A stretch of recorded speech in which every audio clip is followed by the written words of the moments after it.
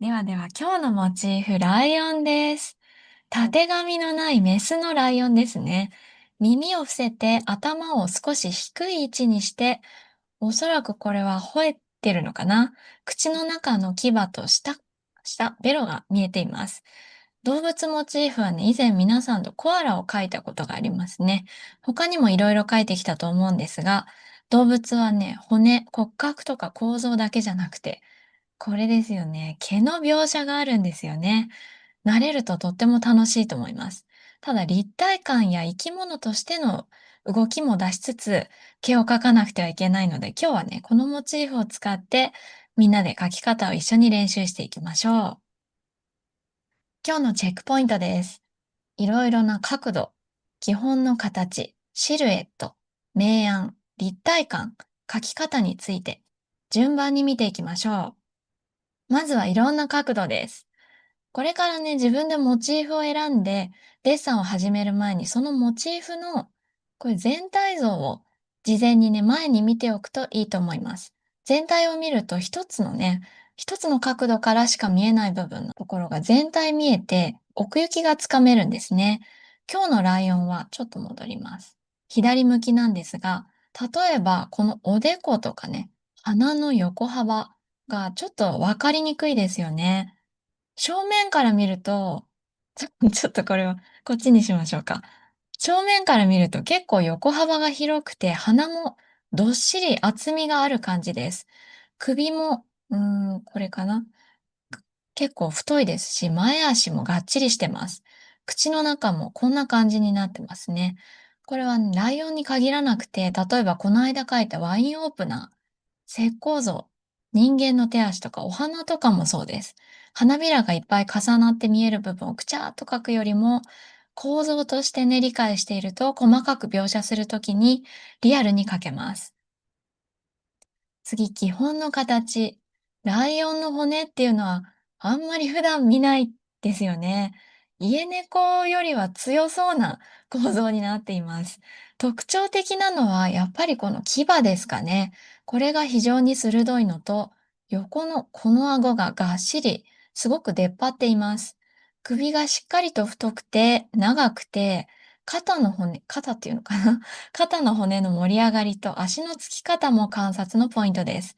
ただふわーっとね、ハムスターみたいな感じではなくって、骨格がしっかりとした生き物だと思って描いてください。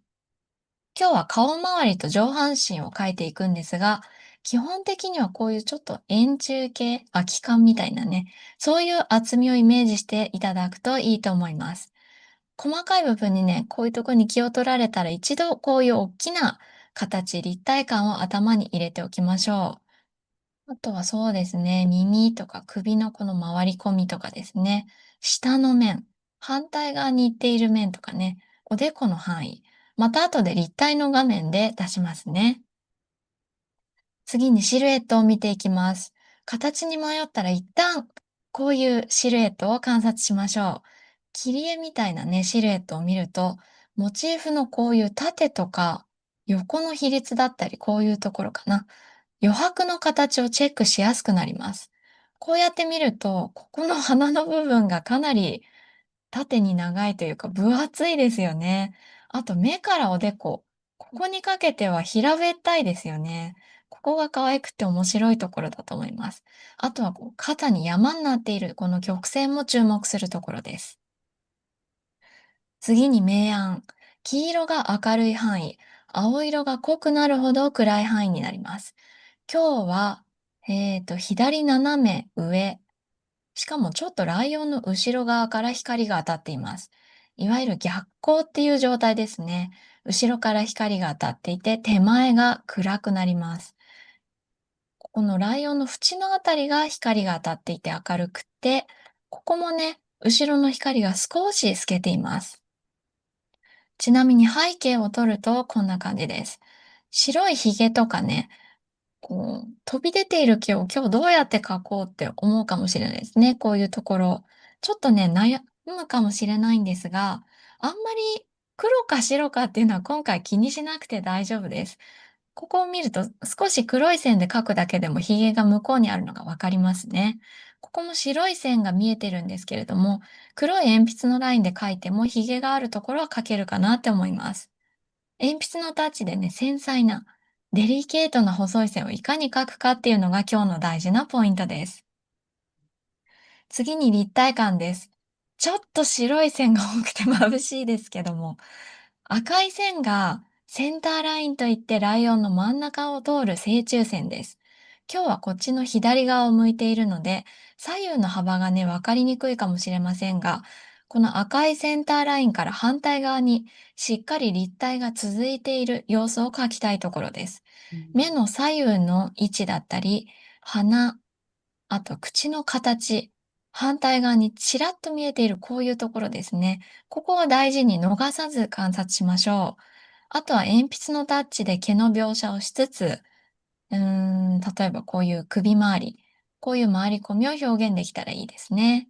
毛のちょっとした向きとか長さ、明暗の入れ方によってね、立体的に見えたり、逆に平べったく見えたりもするので、もう脳みそをフル活動でたくさん見る時間をとってください。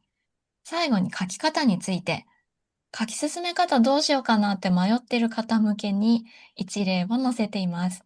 あと、グリッド線っていうこのマス目みたいなね、あれを使わない時の書き方でもあります。お好きなように書いて大丈夫です。押さえるポイントがあるので見ていきましょう。今日この右側にだいぶ平和な絵がありますよね。今日のね、モチーフを大まかに捉えた図です。いや、でもこれは意外とちゃんと測ってあるんです。あ、そう。この鼻の縦幅とか、ちょっと顎のこの距離とかね、首のこの長さとか、意外とちゃんと測っています。本当だ。そこから背中の山のもうちょっと曲線を追ってみたり、おでこのこのピーとなったのが出っ張ってるなってところ、鼻も三角形になってるな、口の広げ方とかもね、最初と比べると進化しましたよね。すごい。少しうん。こっちが手前に向いた感じです。そこからさらに首の丸み、うん。こういうところ、横顎のガッショーンってね、すごく骨出っ張ってましたよね。そこの骨格に沿った凹凸、反対側にちらっと見えている目も書き込みます。これもやっぱり進化しましたよね。顎のラインがより具体的になりましたね。で、そろそろトーンを乗せましょう。ライオンを白黒で見ると、これぐらいの淡いグレーになっていますね。大半がこのグレーなので、一旦乗せてみました。土台としてハーフトーンっていう中間色を置いてみて、明暗を足していきます。今日は左の奥、後ろ側から光が当たっていますね。上に当たってるんですけれども。なので、右下にここの影を乗せていってます。口の中とかね、顎のこの下あたり、耳の影とか、首の影、このあたりを描くと立体的に見えていきます。だいぶ影が加わりましたね。最後に鉛筆のタッチです。毛の流れをよく見て、全部が同じ方向にならないように、ちょっと細かくね、いろんな方向に使っていきましょう。このアウトラインっていう外側の輪郭線が消えたと思いませんかね。ここがね、線を消すだけでも割と立体がもう表現できてしまうので、このあたりも調整してみてください。はい。